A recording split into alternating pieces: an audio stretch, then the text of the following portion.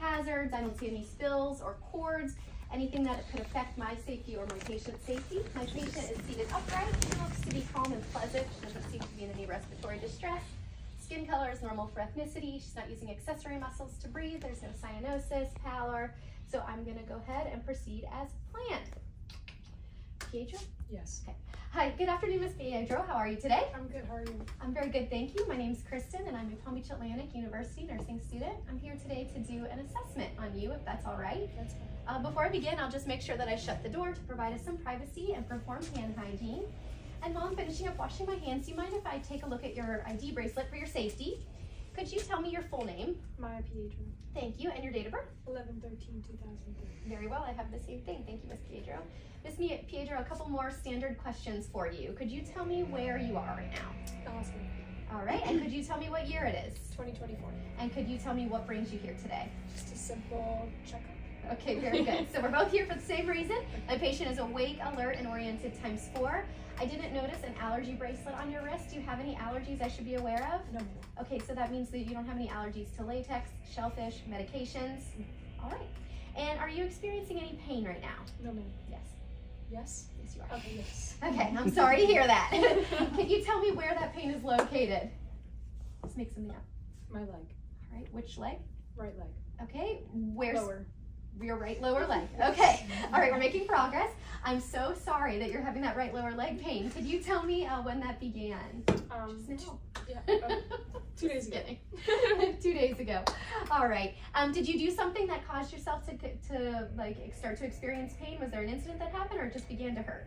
Not that I remember. Okay. Could you tell me right now as we sit here what that pain score is on a scale of 0 to 10, 10 being the worst pain you've ever had? A 6. Okay, that's pretty significant. I'm sorry to hear that. Could you tell me more about how it feels so I can better take care of you? Like, is it, describe it for me. A throbbing pain. Have you tried to do anything to make it feel better? I put ice on it. That's about it. Okay, and when you put ice on it, did it get any better? It did feel better. Okay, how much better? Scale 0 to 10. Maybe down to like a 3. Okay, well that helps some. I'm glad to hear that. Is there anything that makes it worse? I'm standing on it. Okay, we'll keep you seated today then. Does the pain radiate anywhere, or does it stay right localized to that right lower leg? No, it stays right there. All right, and this is a recent pain that has come, so it doesn't, like, it's not affected by time of day. No. Day and night, it feels the same just when you're up and walking on it. Yes. Okay, Miss Pietro, I'm sorry you're experiencing that pain. I want to take care of that for you. I'll do the best I can to do that, and I'll be mindful of your leg as we move forward. Okay. Is that okay with you? Yes. Okay, do you have any questions for me before I start? No, ma'am. All right, so we're gonna finally get started here. I'm gonna start with your hair, skin, and nails. Do you mind if I palpate your scalp, touch your scalp? No, you're fine. Okay, so I'm gonna be looking at my patient's skin integrity on her scalp. I'm looking for any rashes, any moles, any lesions. I'm noticing that she has a even hair distribution. Her hair seems to be thick. She looks to be well groomed. I don't see any nits or lice at the base of her neck. I'm also observing the base of the neck for any signs of skin breakdown, like non-blanchable redness. I don't see any redness at the base of her neck, on her shoulders, her scapula, either elbow, assuming they were exposed, the sacrum, and the heels.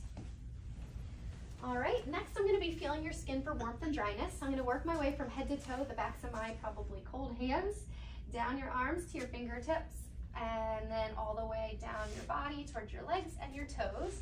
It's normal to be bilaterally warm and dry, which you are, and at your toes I would push on the nail beds and look for a capillary refill of less than 3 seconds, which is normal.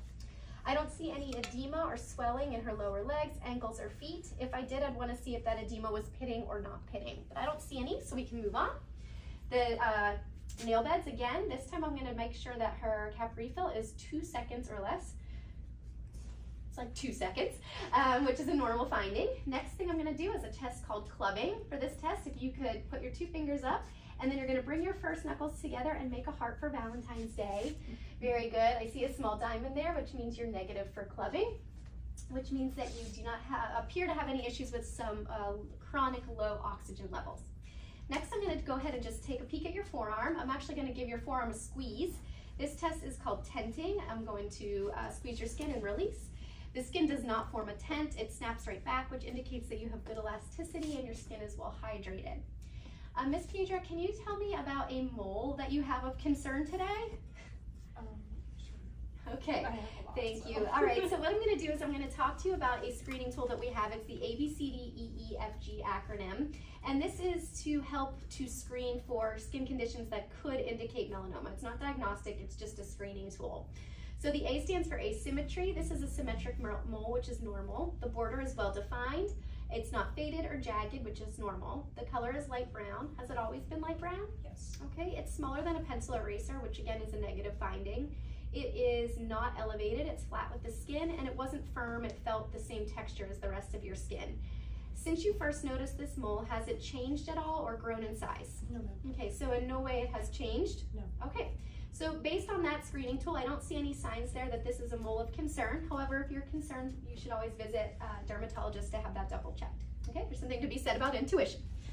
All right, next we're going to move on to respiratory. I'm going to check your AP to lateral ratio. I see that it's 1 to 2. She's not barrel chested. I'm going to do a test now for spinal tenderness. Can you roll your shoulders forward so I can find the top of your spine? You'll feel my fingers wiggle my way down the back, feeling your spine. And what I would like to know is if at any point during this you feel pain or tenderness. Any pain? Okay, all the way to the base, and then at the sacroiliac joint, any pain here? Okay, that's normal finding. Next, I'm going to find the base of your ribs. Sorry, that's ticklish. Marking that spot. This test is for CVA tenderness. Any pain? No. Okay, at the CVA angle, no pain there. And same thing on the other side. Where are you? Right there. Okay, starting up high, some taps on your back. Any pain there? Okay, so at the angle of the costovertebral angle, I should say, there was no tenderness, which indicates that she does not have any kidney tenderness at this time. Next, you can kind of sit up, and I'm going to ask you now to help me out a little bit. I'm going to need you to take some big deep breaths so I can listen to your lungs. I'm going to start at the bases. If you could breathe in and out through your mouth once you feel my stethoscope on your back. I'm going to start at about the 10th rib space, and then go ahead, Miss Piedra, all the way in and out. Making sure to wait all the way till exhale is over before I move in a ladder formation. Go ahead, do it again. All the way till the end of exhale, very good. And then for time, I'm just gonna show your classmates the placement at the 6, midpoint between the scapula, moving in a ladder formation to the opposite side, up to the 2nd intercostal space, to the opposite side, to the fossa for the top of the lung fields. Could you put your arms out like you're an airplane? Thank you. In the mid-axillary line, and same thing on the other side. Okay, so her lungs were clear to auscultation. I'm gonna move on now to palpation. So the first test I'm gonna do is for chest expansion. One more time, you'll feel my hands on your back now. Marking my palms at the 10th intercostal space, squeezing in and up. Go ahead, one big breath. She already knew what to do, look at that. And breathe out, very good. Okay, my hands rose and fall symmetrically. That's negative for pneumothorax. She had equal chest expansion. Tactile fremitus is next. So for this test, you'll feel my hands again on your back. And for this test, I need you to help me out by saying the word 99 with some authority. Okay? All right, so starting at the 10th rib space, ulnar surface of my hands. Go ahead. 99. Very good. Again. 99. Again. 99. Again. 99. Arms like a T. 99. Good. And for that test, I was feeling for vibration. I did feel vibration in all of the lung fields, and it was equal in every location, which is negative for consolidation. Next, I'm going to find the 10th rib space again. This time I'm going to be listening, so you can just relax and breathe normally. That's there, so I'm going to go, I guess, here. And you'll feel some taps on your back. Again at the 6th. The 2nd. The fossa. Sorry, I think I just stabbed you. Don't have nails at your checkoff. Okay, good. And all those sounds were resonant, which is a normal finding. No signs of hyper or hyporesonance. Last, we're going to move to the front. I'm going to listen to your right middle lobe now, just with placement starting underneath the right clavicle. I would ask her to take 4 more deep breaths underneath the right clavicle, moving in a ladder formation to the left, down 1 rib space, and back over. Again, all those lung sounds are clear to auscultation. So now I'm going to listen to your heart, if you're okay to continue to proceed. Yes. So for this part of the exam, you could just relax, breathe normally. Actually, the more calm you are, the easier it is for me to hear your heart, okay? So I'm going to start by finding the 2nd intercostal space, so moving underneath the clavicle. clavicle, and then finding the first rib space, and then into the second rib space. At the second intercostal space, right at the sternal border, is her aortic valve, which is an S2 sound. Moving across the sternal border to the left of the sternal border in the second intercostal space is the pulmonic. Down one rib space is Erb's point. Into the fourth intercostal space off the left sternal border is the tricuspid valve. That's an S1 sound. And then could you raise your left arm for me? At the midclavicular line, fifth intercostal space is the mitral valve. That's also an S1 sound. This is also where I would listen for the apical pulse and the point of maximum impulse on palpation. Switching to the bell. Listening again to the mitral with the bell for duller, lower pitch sounds like murmurs. Okay, put your arm down, and then again at the tricuspid, Erb's point, pulmonic, and aortic. Okay, so you can go ahead and lay down. While you lay down, I'll describe what I found. I heard S1 and S2, S2 louder at the base, S1 louder at the apex. I didn't hear any abnormal heart sounds like murmurs or rubs or heart sounds like S3 or S4. I would listen to the heart again because some heart sounds are positional, but for time's sake, I'm gonna go ahead and move on. I'm gonna listen to your arteries, starting at the carotid. Could you kind of lift your chin towards the ceiling? And here, I'm listening to make sure I don't hear any whooshing or turbulent sounds, which would be a bruit. And you point to the end of your sternum. Okay, right below that would be the aorta. Listening again for bruits. Down an inch, out an inch is the left renal, the right renal. Can you point to your belly button? Okay, and then belly button, 45-degree angle, iliac, and right iliac, and then stating femoral. No bruise or auscultated, which means it's safe to palpate your carotid. I'm going to start with your left carotid, feeling for strength. That's a nice +3, and that's also a +3. Doing those one at a time for the patient's safety. Doing the radial simultaneously, +3. Stating popliteal would be behind the knee. Behind the heel bones would be posterior tibialis. +2, you have great pulses. And then here on the top of the feet, move through these fun socks, but we'll go with plus. I'm going to skip it for the sake of time. +2, we'll say. I'm sure it's there somewhere. Okay, next we're going to move on to the last part of the assessment, which is abdomen. Okay, so for abdomen, I'm going to start with inspection. I see that her abdomen is flat. I don't see any obvious protuberances like hernias or tumors or masses. I don't see any bruising, which would be ecchymosis. I don't see any jaundice. I don't see any scars. So I'm going to go ahead and proceed. Are you currently experiencing any abdominal pain? Okay. At this point, I would auscultate starting in the right lower quadrant.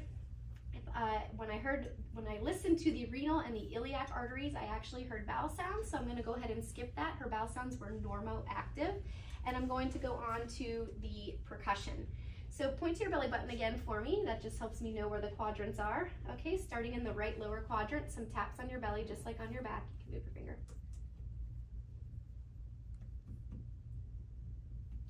That's tympani. Very good. Okay, so all her abdominal sounds are tympanic. Next, we're going to go to palpation. So this is for tenderness. If at any point while I push on your belly it causes you pain, just let me know. Starting in the right lower quadrant with one hand down about 1 centimeter or 2, watching her face.